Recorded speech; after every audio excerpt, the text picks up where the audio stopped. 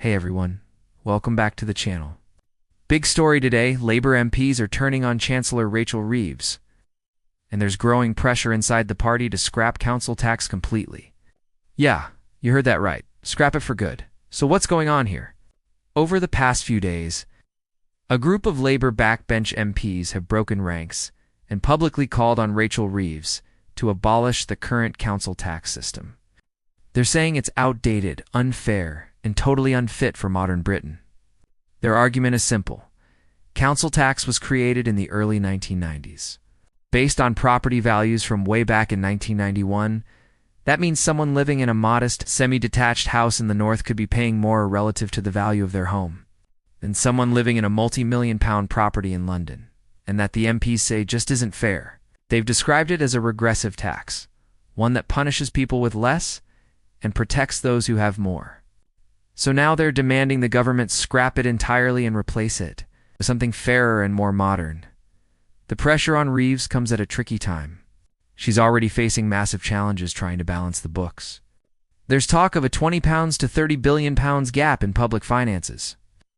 And Reeves has ruled out raising the big three taxes: income tax, VAT, and national insurance for working people. So she's got limited options. That's part of why this row is so interesting. Some MPs see reforming property tax as a way to raise funds more fairly, while others worry it's political suicide. But this isn't just about money. It's about geography and fairness between regions. MPs from the North, the Midlands, and parts of Wales say their communities have been hammered for decades by a tax system that never reflected real property values. They say it's one reason local households pay more in proportion to what they own. Meanwhile, homeowners in wealthier southern areas get off lightly because their properties were undervalued in that ancient 1991 system, to put it bluntly. A terrace in Sunderland and a townhouse in Chelsea can end up paying nearly the same amount, and that just doesn't add up. So what's Rachel Reeves' response? For now, she's been cautious. She hasn't ruled out reforming local taxation altogether, but she's focused on stability and credibility. She said repeatedly that Labour won't make unfunded promises or risk market confidence. Remember, she's been very clear that she wants to prove Labour can be trusted with the economy. So, from her perspective, a bold move like scrapping council tax without a ready-made alternative could look reckless. But for some Labour MPs, that caution is starting to look like inaction. They're warning that if Reeves doesn't tackle unfair taxes now, Labour could lose credibility with working-class voters who feel shortchanged. A few backbenchers have even gone public, saying the system is indefensible and past its sell-by date. Honestly, they have a point. Every few years there's talk about reforming council tax, maybe revaluing properties, maybe introducing new bans, but nothing ever really changes. The last proper valuation was over 30 years ago. Since then, house prices have skyrocketed in some places and barely moved in others. The result? A huge imbalance that punishes millions and benefits a few.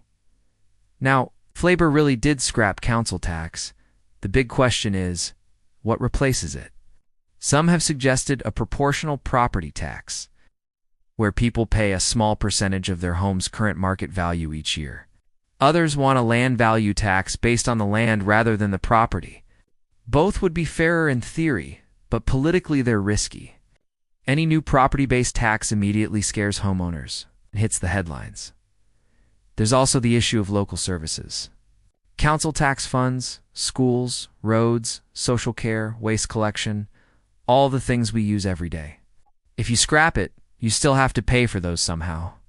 That's why this debate matters, because behind the headline, there are real questions about how Britain funds its communities.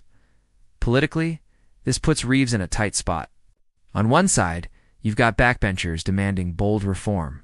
On the other, you've got markets, councils, and cautious voters who want stability. And somewhere in the middle is a chancellor trying to prove Labour can govern responsibly without spooking investors or over-dash promising. It's a classic. Labour tension, reform versus reassurance. The left of the party wants transformative change. The leadership wants steady credibility. The outcome of this row could tell us which side is winning inside Keir Starmer's government. So what happens next? Reeves is preparing for her first major budget, and there's speculation she could at least promise a review of council tax, maybe even float ideas for long-term reform. Whether that's enough to calm her critics, we'll see. But one thing's clear, this issue isn't going away. Council tax affects every household in the country. And after decades of being labeled unfair, people are ready for change.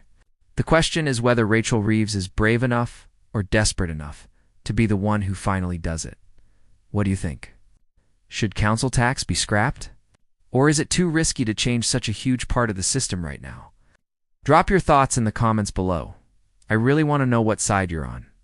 If you found this breakdown helpful, hit that like button, subscribe for more political updates, and turn on notifications so you don't miss the next one. Thanks for watching. I'll see you in the next video.